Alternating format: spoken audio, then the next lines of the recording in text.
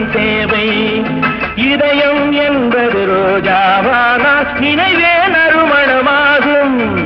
இதயம் என்பது ரோஜாவானால் நினைவே நறுமணமாகும் எங்கே இதயம் அங்கே வாழும் அன்பே என்னை ஆளும் நான் உங்கள் வீட்டு பிள்ளை இது ஊரறிந்த உண்மை